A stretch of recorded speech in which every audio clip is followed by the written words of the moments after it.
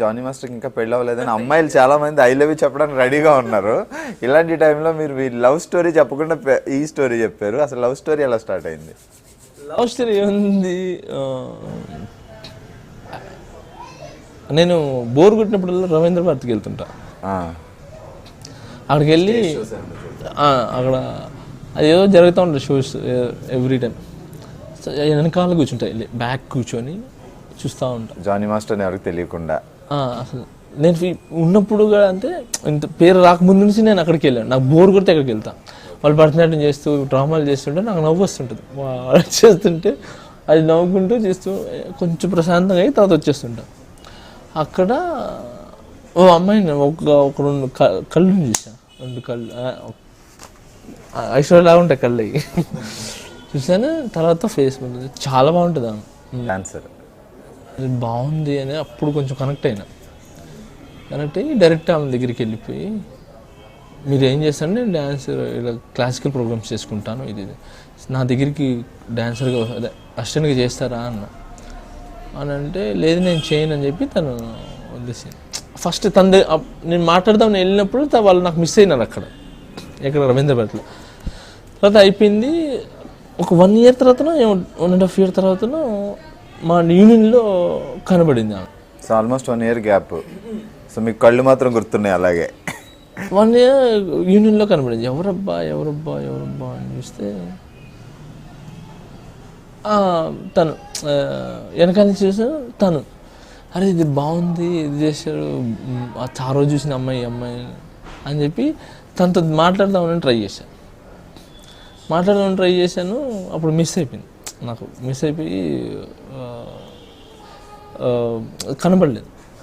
తర్వాత ఇంకా నేను నా పని చేసుకున్నాను. తర్వాత రఘు మాస్టర్ దగ్గర ఎవరి దగ్గర అసిస్టెంట్గా చేయాలి. రఘు మాస్టర్ గణేష్ మాస్టర్ దగ్గర డాన్సర్గా చేశాను. ఏంటి మీరు డాన్సర్గా వచ్చారు అంటే, నాకు ఇంట్లో ప్రాబ్లమ్స్ ఉన్నాయి, దానివల్ల వచ్చాను. వాళ్ళ ఇంట్లో ఏదో సంథింగ్ అది పర్సనల్ వాళ్ళే. సో దానివల్ల తను వచ్చింది అని అంటే, సరే నా దగ్గర చేస్తారు అసిస్టెంట్గా అంటే, చేస్తాను అని. ఇంకా అప్పుడు తను అసిస్టెంట్గా తీసుకున్నప్పుడు ఇంకా అక్కడ వేరే ఆలోచన ఉంది బయట అడగడానికి. అసిస్టెంట్ తీసుకొని ఇంకా అక్కడి నుంచి తనతో పరిచయం పెంచుకొని ఈగ షూటింగ్ చేస్తున్నాం. 1 year ఈగ షూటింగ్. ఈ ఈగ షూటింగ్లోనే నాకు పరిచయం తను తీసుకున్నాను. ఇంకా అక్కడి నుంచి ఆ ఈగ ఆడియో ఫంక్షన్ అప్పటికి ప్రపోజ్ చేసి అప్పటికి అయిపోయింది.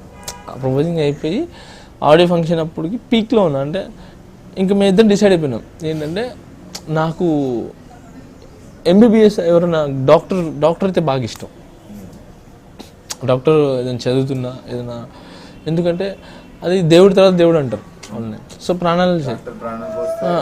దేవుడు ప్రాణం పోస్తే డాక్టర్ నిలిపేవాడు. అందుకని నేను తను ఒక పని చేయనన్నా, నేను ఎలా సంపాదిస్తాను నేను చేస్తాను కదా, నువ్వు ఎంబీబీఎస్ చదువు, తను బాగా చదువు, నేను ఎలా డైరెక్టర్గా చేస్తున్నాను కదా, నేను డైరెక్టర్ అయినప్పటికీ నువ్వు ఎంబీబీఎస్ నీకు పూర్తి అయిపోతుంది 5 years, ఈ 5 years తర్వాత మనం పెళ్లి చేసుకుందాం అని చెప్పి నేను డిసైడ్ అయిపోయినా. కానీ వాళ్ళ ఇంట్లో మా మ్యాటర్ తెలిసిపోయి,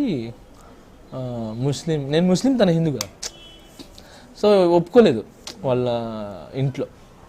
దానివల్ల తను ఆ అమ్మాయిని వేరే పెళ్లి చేయబోతుంటే తను నాకు ఫోన్ చేసి, ఇలా వేరే పెళ్లి చేస్తున్నారు ఏం చేయమంటావు అంటే, నీ ఇష్టం అంటే కట్ చేసా.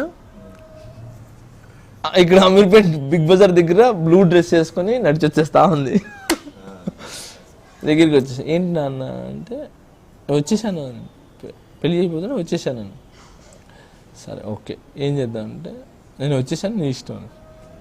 ఫోన్ కొట్టి, అరే 8 గంటలు పెళ్ళి రా అది రెడీ చేయండి రా అని చెప్పి మొత్తం 1 hourలో డిసైడ్ చేసి 1 hour పెళ్ళి చేసుకున్నాం.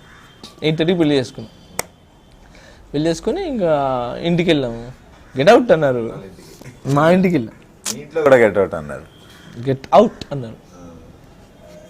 ఇంకా అక్కడి నుంచి వేరే దగ్గరికి వెళ్ళిపోయి, ఇంకా అయింది.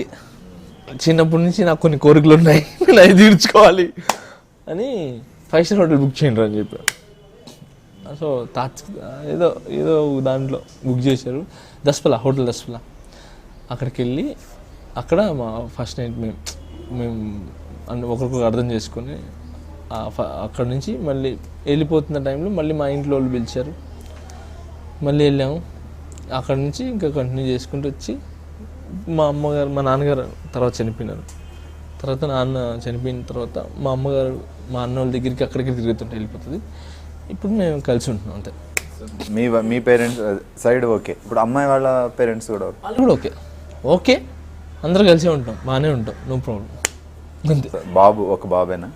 బాబు ఆడికి నా సిరాజ్ అని పెట్టే పేరు, ఎందుకంటే మా ఫ్రెండ్ నేను సూపర్, హ్యాట్స్ ఆఫ్ మాట్లాడుకున్నాం, అందుకే ఆడి పేరు సిరాజ్, షేక్ సిరాజ్ అని. మర్చిపోయి మీ దగ్గరే ఉన్నాడు మీ ఫ్రెండ్ ఇప్పుడు? అంతే, దాంతోనే నేను ఇప్పుడు ఆడుకుంటా. వాడిని చూస్తే చాలా బాగుంటుంది, నేను మీకు చూపిస్తాను, వీడియోస్ చూపిస్తాను. యాక్చువల్లీ వాడిని దాపెట్టాను నేను, ఎవరు చూపించడం దాపెట్టా, కొంచెం పెద్ద అయిన తర్వాత చూపిద్దామని. బాగుంటాడు, మా అందరికంటే అందగాడు. వాళ్ళ అమ్మ బాగుంటుంది, నేను బాగుంటాను, మా ఇద్దరికంటే బాగుంటుంది. సో మీరు ఇందాక ఒక విషయం చెప్పారు, నేను ఇప్పుడు క్లాసికల్ డాన్స్ నేర్చుకుంటున్నానని. మీ మిస్సెస్ దగ్గరే నేర్చుకుంటున్నారా? ఓకే, ఇలా కూడా ఉపయోగించుకుంటున్నారు. వాళ్ళని అప్పుడు అవమానించినందుకు నాకు క్లాసికల్ అమ్మాయి దొరికింది. అవమానం కాదు, నాకు అప్పుడు భయం అనేది తెలియదు, నాకు భయపెట్టేశారు మిగతా వాళ్ళు, వెస్టర్న్ డాన్సర్స్ ఆడేవాళ్ళు అందరూ. అది నేర్చుకుంటే అలా అయిపోతారు అని నేర్పించారు, అది భయం వేస్తుంది. యాక్చువల్లీ అలా కాదు, అలా ఏం కాదు, భరతనాట్యం నేర్చుకుంటే అలాంటి ఏం రాదు, అది మనం ఉండే విధానాన్ని బట్టి ఉంటుంది అంతే. అది నేర్చుకుంది ఆ తర్వాత నాకు తెలుసు, ఇప్పుడు నేర్చుకుంటున్నా కదా నాకేం కాదు.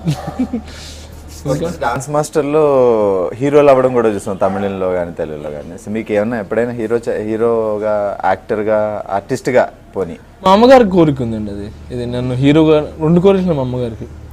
హీరోగా చూడటం కోరిక ఉంది, తర్వాత సింగర్గా ఒక పాట నేను పాడితే ఆమె వినాలి, అది ఆమె డ్రీమ్ అంట.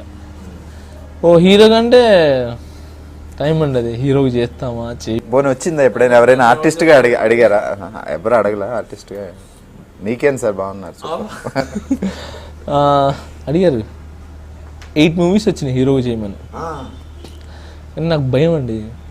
ఒక్కసారి నేను అటు వెళ్ళాను అనుకోండి, నా హీరోలకు అందరికి దూరం అయిపోతాను భయం. నాకు కెరియర్ ఏమవుతుంది, ఒక్క సినిమా చేయొచ్చు కదా, ఏదో ఒక సినిమా అంటే నేను చెప్పా కదా. ఇప్పుడు నేను ఇంకొకటి, నేను ఇప్పుడు హీరోగా వచ్చాను అనుకోండి, ఇప్పుడు వీళ్ళకి నేను సాంగ్ అదే డేట్లో సాంగ్ చేయాల్సి వస్తుంది. ఆ సాంగ్లో ఆ టైంలో నేను చేయలేకపోతే, చరణ్ సార్ ఉన్నారు, సేమ్ నాది క్లైమాక్స్ ఉంటుంది, ఆయన సాంగ్ ఉంటుంది, అప్పుడు ఏం చేస్తుంది, అందుకని భయం. కానీ మా అమ్మగారి కోరిక అయితే తీరుస్తాను. నాకు అలాంటి కథ దొరికినప్పుడు, ఫ్యూచర్లో జానీ గారిని హీరోగా చూసే అవకాశాలు మాకున్నాయి. అయితే అలాంటి నాకు కథ దొరికినప్పుడు ఎవరైనా, నేను ఒకటి చేస్తే పెద్ద డైరెక్టర్తో చిన్న డైరెక్టర్ అలా కాదు, టాలెంట్ ఎవరు ఉంటే బాగా నన్ను ఎవరు ప్రజెంట్ చేస్తే నాకు ఏం లేదు, నేను చేసి శివ అలాంటి సబ్జెక్ట్ చేస్తాను చేయను, అలాంటి ఏదైనా గట్టిగా మాస్గా. కొంతమంది వస్తారు డ్యాన్స్ కాన్సెప్ట్లు తీసుకుని వస్తారు. అవును, మీరు డాన్స్ మాస్టర్ కాబట్టి అలా వేరే జానర్, ఒక కిక్ బాక్సింగ్, తమ్ముడు లాంటి కథలు, ఒక అలాంటి ఏదైనా చేస్తా. అది ఏంటి, నేను సెట్ అవుతానంటే జనాలకి, లేదంటే మనం అయినా నేను బాగుంటుందండి, నాకేం తెలుసు. డైలాగులు చెప్పాలా ఏమనుకుంటున్నారు, ఒక డైలాగ్ చెప్పాలన్నా కొరియోగ్రాఫర్ ఏముందండి, కంపోజ్ చేస్తాం, షూట్ చేస్తాం, అలా చేసేయండి అని చెప్తే మనం కూర్చుంటాం కాలు మీద కాలేసుకుని. అది డాన్స్ మాస్టర్ ఆలోచిస్తున్నారు, మీ ఫీల్డ్లో మీరు ఉన్నారు, బయట మీకు ఎంతమంది ఫ్యాన్స్ ఉన్నారో మీకు ఏం తెలుస్తుంది, మాకు తెలుస్తుంది. బాగా పాపం నా గురించి చాలా మంది అడిగారు కూడా నన్ను, మా ఫ్యాన్స్ కూడా, మాస్టర్ హీరో చేయండి అని చెప్పి అడిగారు. తర్వాత అమ్మాయిలందరూ బాగా అడుగుతుంటారు, పెళ్ళి ఎందుకు చేసుకున్నారు మీరు, హీరో చేయొచ్చు కదా, అంత తొందరగా ఎందుకు పెళ్లి చేసుకున్నారు. లో ప్రపోజల్స్ కూడా వస్తుంటాయి అప్పుడప్పుడు. వస్తే కానీ ఇంట్లో చెప్పకూడదు. చెప్పారా ఇప్పుడు? తను ఆల్మోస్ట్ మీతో చాలా రోజులు జర్నీ చేసింది కాబట్టి తను అర్థం చేసుకో. ఫోన్ వస్తే ఆమెకి ఇచ్చేస్తా, ఎవరో చేశారు, నేనంటే ఇష్టం ఉంటా, ఏమంటాను అంటే తను క్యాజువల్గా చెప్తుంది, తను మామూలుగా మాట్లాడుతుంది అందరితో, ఫ్యాన్స్ నన్న కామన్ అది అని అంటుంది. అంతేగాని ఏ రోజు నన్ను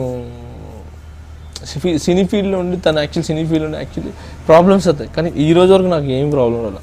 ఆ డౌట్స్ కానీ, తను నన్ను ఇబ్బంది పెట్టడం కానీ, ఇంటికి లేట్గా ఎందుకు వస్తా. నేను బ్యాచిలర్ లైఫ్లో ఎలా ఉన్నానో ఇప్పటికీ నేను అలాగే ఉన్నా, నన్ను అలాగే తను ఉంచింది. నువ్వు నీలానే ఉండు, నా గురించి ఏం మార్చుకోకు, నువ్వు అదే 12 గంటకి రా. అంటే మీరు చేసే వర్క్ తనకు తెలుసు. నాకు అసలు తన సైడ్ నుంచి నాకు ఏ ఇబ్బంది లేండి చెప్తున్నా. తను నాకు అందరూ అంటారు నేను దొరకటం ఆయనకు అదృష్టం అని, ఆమె దొరకటం నాకు అదృష్టం. ఎందుకంటే నన్ను కరెక్ట్ రూట్లో పెడుతుంది. లైక్ తను సూపర్. తన గురించి ఎంత చెప్పినా నేను దాని విలువ నేను కట్టలేను తన గురించి. ఎందుకంటే నన్ను అందరూ అవాయిడ్ చేసినప్పుడు తను పట్టుకుంది. తను ఫస్ట్ టైం తనే నాకు చేయి పట్టుకుని లేపింది. మీకోసం తను అన్ని వదులుకొని వచ్చింది కాబట్టి డెఫినెట్గా తను మిమ్మల్ని బాగా అర్థం చేసుకుంది. చిన్నప్పటి నుంచి వాళ్ళ అమ్మ నాన్న వదులుకొని తన మతాన్ని వదులుకొని తను కన్వర్ట్ అయిపోయింది. ఓకే, అందుకే అయేషా అని పెట్టాను. అందుకే ఆయిషా అని పెట్టాను. నేను బలవంతం ఏం చేయలేదు. తనే ఏంటంటే నీలో నేను సగం అయిపోయినప్పుడు నేను ఒకలాగా నువ్వు ఒకలాగా ఎందుకు ఒకటే ఇంట్లో ఉంటే బాగుంటుంది. సో తనే కన్వర్ట్ అయిపోయి తను నాకు బాగా సపోర్ట్ చేసింది. తను కన్వర్ట్ అయినందుకు నేను తను పొగట్లేదు. అది రావడం చాలా కన్వర్ట్ అవ్వడం కదా, మిమ్మల్ని అర్థం చేసుకొని అది రాదండి. ఎందుకంటే చిన్నప్పటి నుంచి ఒకరిని పూజిస్తాం మనం, ఇంకొక దానికి వెళ్ళాలంటే చాలా కష్టం. అలాంటిది తను వదిలేసి వచ్చేసిందంటే ఓన్లీ నా ప్రేమ గురించి, నా గురించి మాత్రం, అంతే. మీరు అంత బాగా ప్రేమించారు. అందరిలో మిమ్మల్ని హీరోగా చూస్తాం, మాకు అర్థమైపోయింది, మేము ఫిక్స్ అయిపోయాం అక్కడ.